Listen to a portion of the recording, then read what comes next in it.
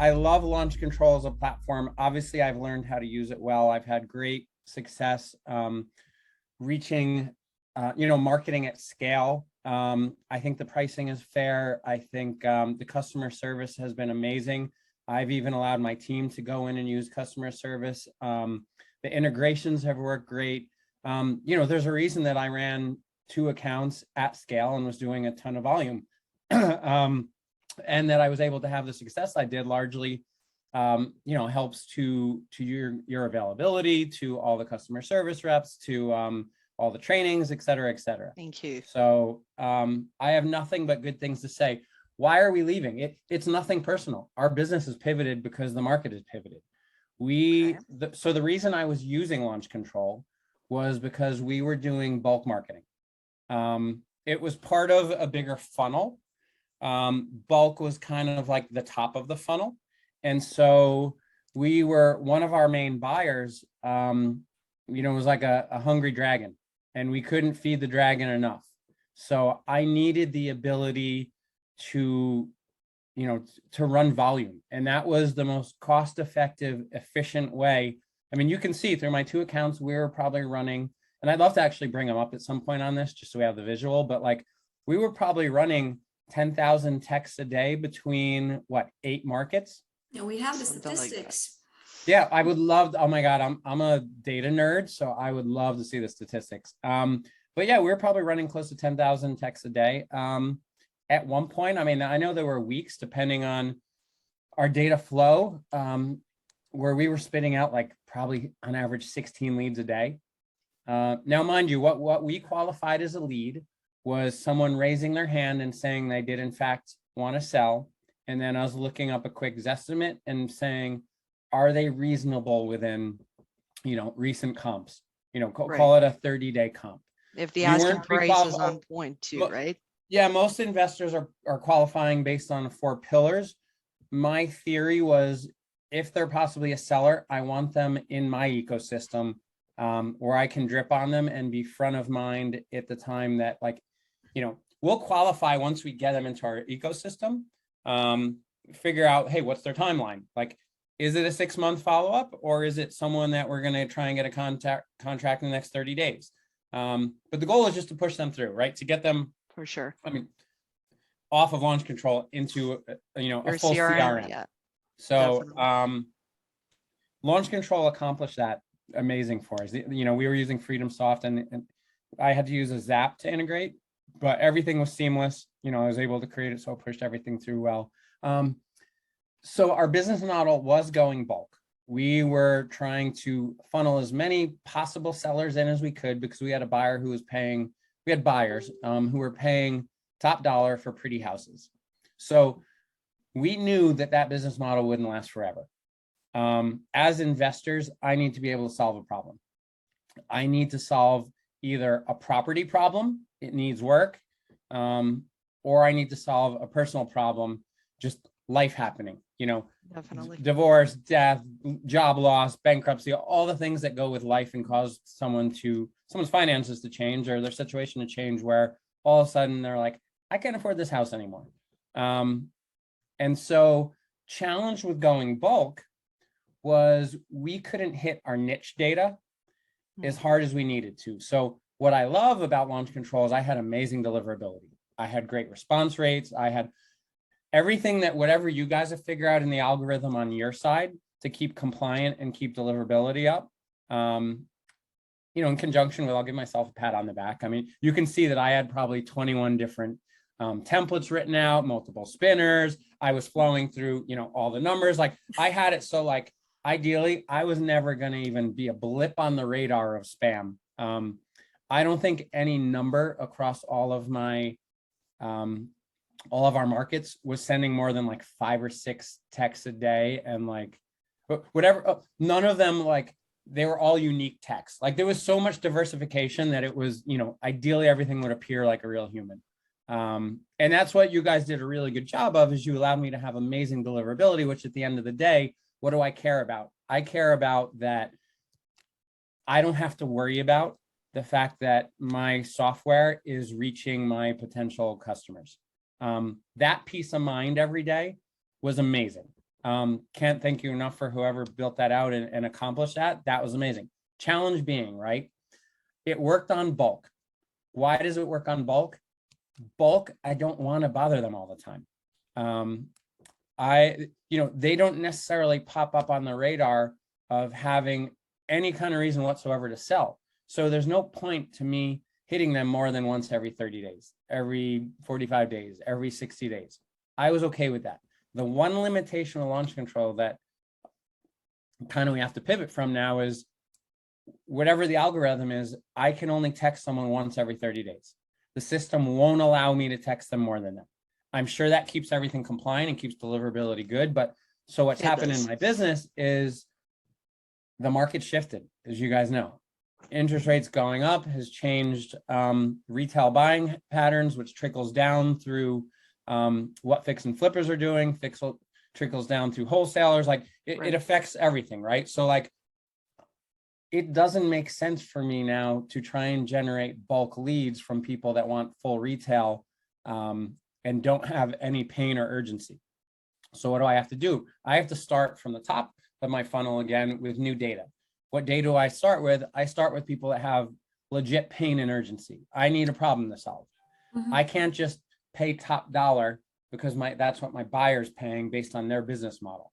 Now I have to go to new buyers or a new buying model where I need problems to solve and I need data with that. So let's just say the data set I choose is auction.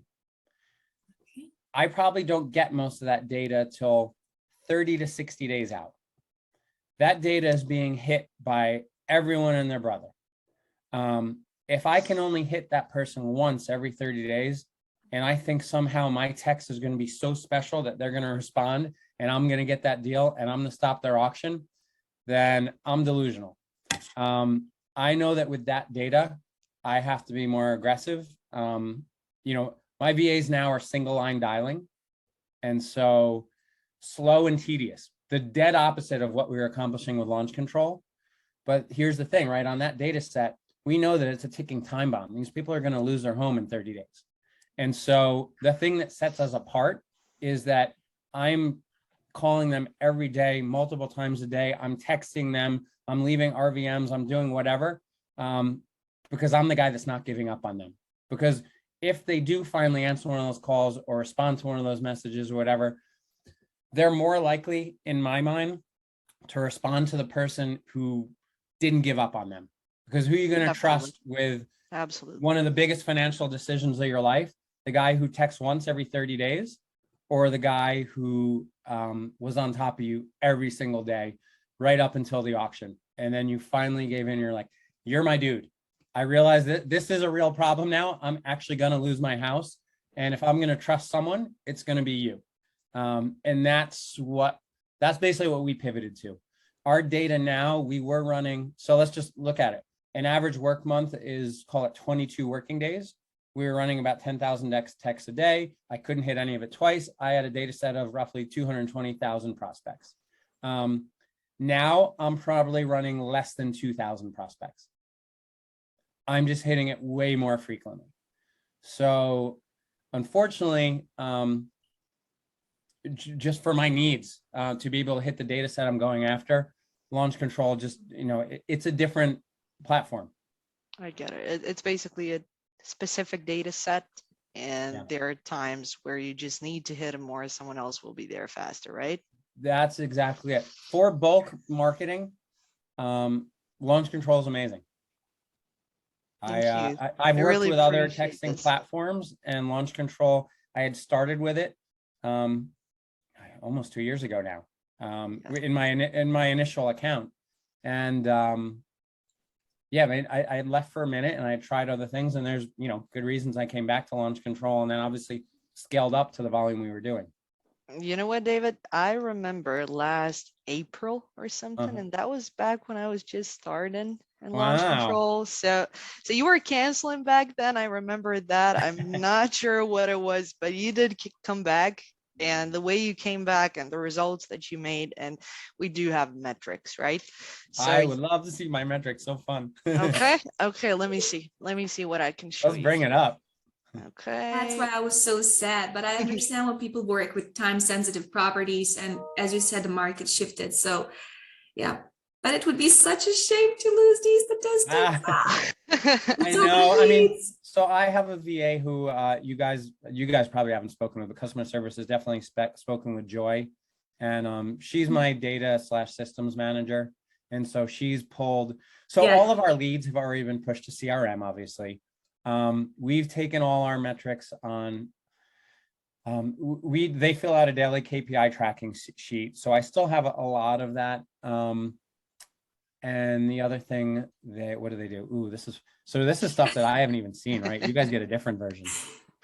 Yeah, this is churn zero. So we use that one to segment out the customer's activity and to Can we look track at everything. lifetime, or can we how can we break it down? Let me see what's the latest. So we got May 30th here. Let me see if I can pull up. So I looked at it here. yesterday, and Show I could only go back to usage. last month, and I was like, Show oh, the month just usage for started. the There's no data. Okay, let me see. Whoa, okay, this is too much. 365 days. Which time frame would you like us to look at? Let's go back 180. 180. Okay. Yeah, so super interesting. Like I can look at where, if I go back to, let's see, even in our business, right? So last July, when did we start using you guys again? These two accounts, I believe, in April.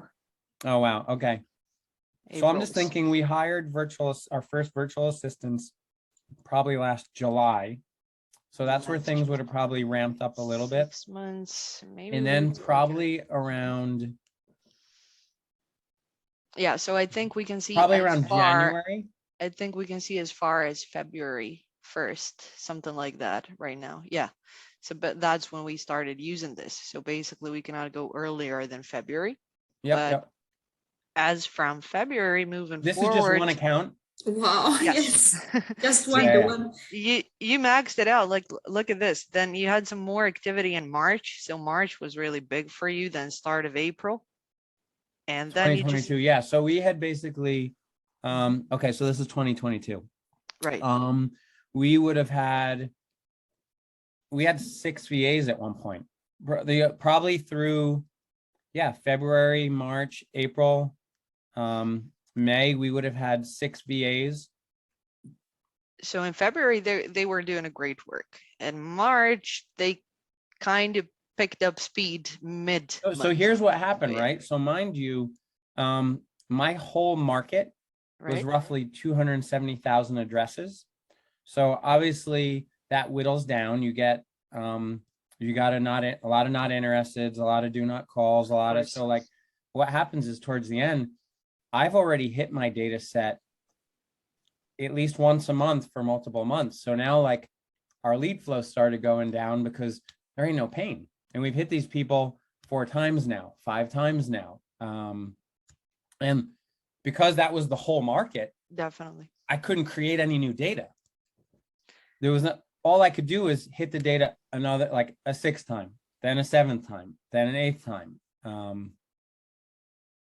I understand, David. I mean, there are certain limitations to the follow-up tools, and they are there for compliance. Totally. So and I'm sure you understand that, but anyway, having your use case here and also hearing some other users say basically the same thing, just the different groups they're targeting, maybe different markets, but it all comes down to that sometimes you do need to reach out earlier than 30 days in between 2 touch points, right? Yeah. So I absolutely understand that. By the way, your inbox activity, and I think that was crucial, including your amazing templates, because you got a whole library there, and they did their work. First of all, the response rates in 20s and yours are close to 30. That's an amazing rate.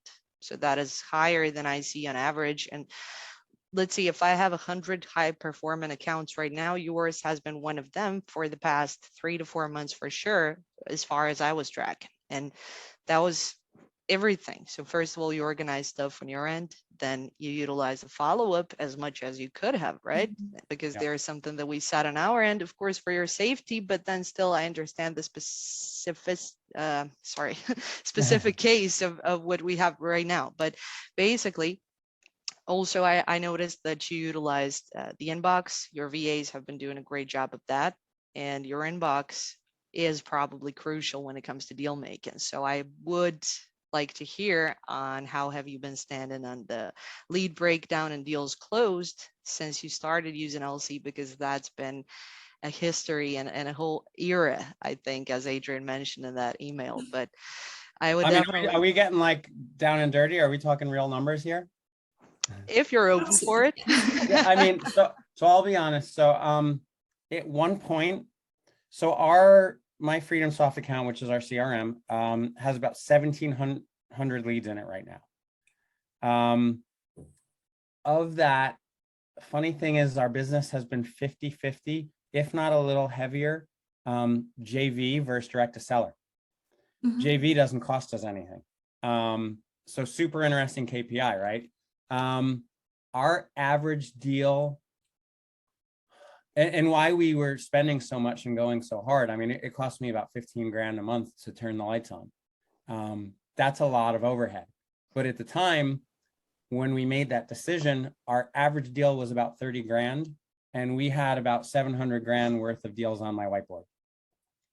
Of that 700 grand, I forget how many contracts it was, but the ones that actually pushed across the finish line were only just over 200 grand, which is good, but a little scary when you're spending almost 15 grand a month in data, skip tracing, virtual assistants, software. And so it made sense at that volume. We were ready to turn it up even more until things started falling apart. And I'm also a realtor, right? So like between January and February, the market completely changed. And then we started to feel it kind of like March, April, May, when all of a sudden it's like, wow, sellers are backing out of things because they're scared. Like they're looking at interest rates going up and they're like, man, sure, I can make top dollar if I sell right now, but there's no inventory. And with interest rates going up, it's going to cost me more to move. So why am I even going to sell? So people just started straight up backing out. That's the challenge with going after pretty houses.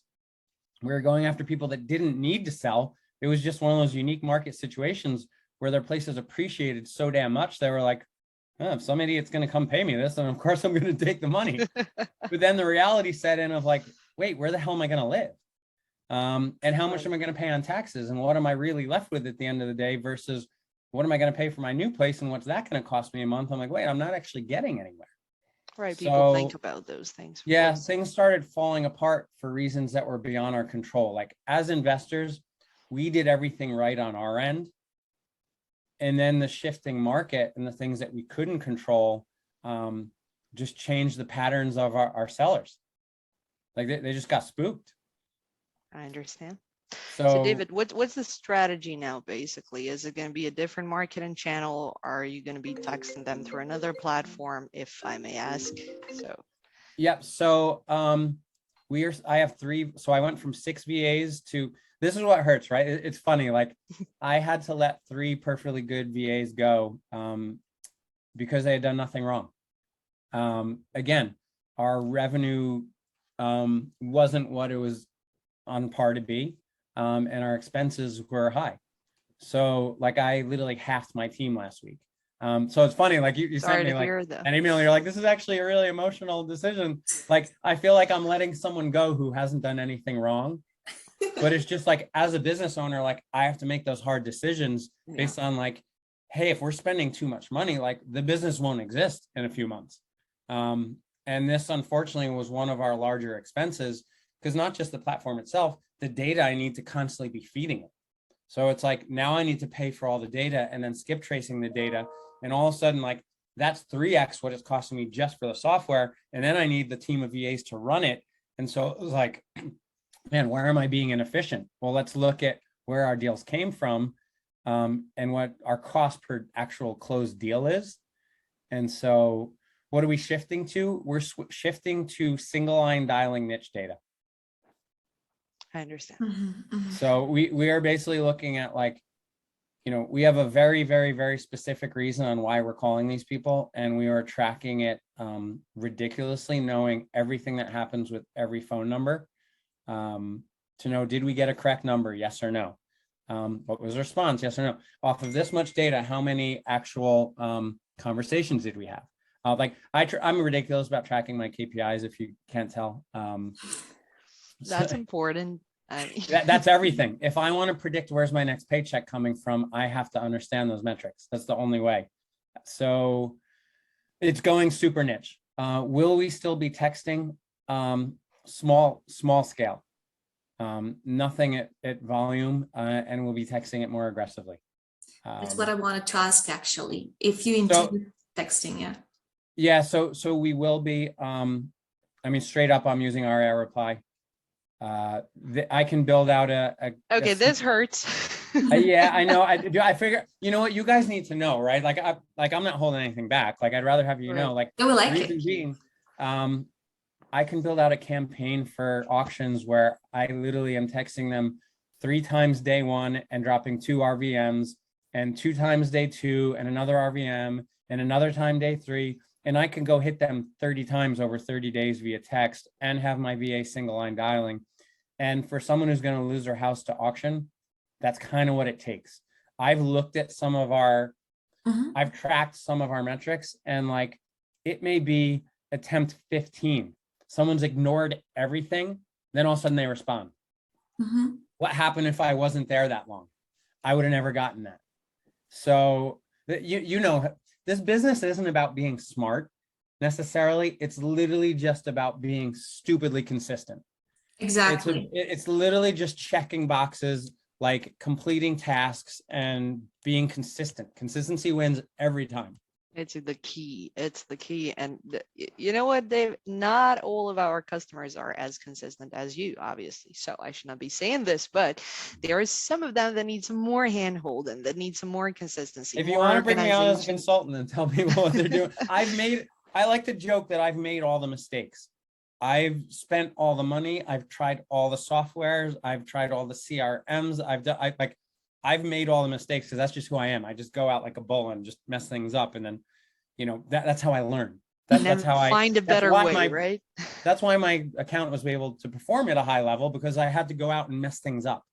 I had to go out and learn what not to do. I had other platforms where I just straight up got shut down. Like, I got 2 other platforms shut down when I was doing the same thing, running 10,000 texts a day. You know what it's like to be spending 15 grand a month and then have no lead gen overnight? Yeah, I haven't experienced it, but I did see it, so it's never comfortable. Right. So I've had to go out and make those mistakes, which is why I can be so anal about how I can make, launch control work for me, because I understand. I understand what doesn't work. Sorry, Adrian. Go ahead. Sorry, I just had one question. If you said you already tried out some of those platforms, all of those platforms actually, would you mind telling me what's the approximate deliverability rate of those platforms you're switching to? It allows you to text every single day, but as it increases the spam rate, it also decreases the delivery rate. So I see no purpose, I see no use of and benefit of sending those messages out if they're. Here's the thing. I'm only texting 100 prospects a day. Okay. So I went from 10,000 down to 100. And I'm tracking my numbers. So I only have 5 numbers. It's easy. So what I loved about you guys is I didn't have to track my numbers. Whatever you guys did on your back end, did it for me. One less thing I have to think about. Amazing. I like less things that I have to think about. That's something that Launch Control does really well. I wish I could accomplish that somewhere else. Your algorithms by far in allowing me to get the deliverability and response rates I did, with all the campaigns I built out and the templates was, and the spinners and all that, which was a pain in the butt on the front end, but I appreciate it because I knew that I had to do that heavy lifting on the front end to get the end result I did. So it's just, I understand I'm running such a smaller data set. Yeah. That's the thing. So I know there's trade-offs. One of the trade-offs is getting a marked as spam and, having lower deliverability. But I'm balancing that with the fact that between my calling, my texting, my RVM, I can hit that data as many times as I need to figure out. I care about two things, right? I care about number one, a correct number, a conversation, and a lead. And number two, basically wrong numbers and dead numbers. Because so where for me as a business owner, this is part of my little ninja trick that sets me apart is I actually look forward to getting all dead numbers and all wrong numbers, probably more than I look forward to getting a conversation and a correct number. Because if I know that I have 100 properties that are going to auction and I skip trace them, but I only got numbers on 85 of them, like, do I care more about the 85 or the 15? I care more about the 15 because I know that my competition probably also didn't get numbers for that 15. So as a business owner, what am I doing? Maybe I'll skip it again somewhere else. Maybe I'll skip it again somewhere else on top of that. If I skipped it 3 times and I didn't get numbers, to me, I'm happier than a pig in shit. I'm like, this is where my next deal lies, because when I get in touch with that person, there ain't no competition. This person has not been hammered nonstop for the last 6 months since they hit the notice of default list. So what do I care then? Well, maybe it's a vacant property, but it's owner occupied. Oh my God, even better. That means I can't mail them and I can't door knock them. So to me, that's the nerd in me understands things at that level where I'm not doing what the masses are doing. I'm looking for where the masses falling short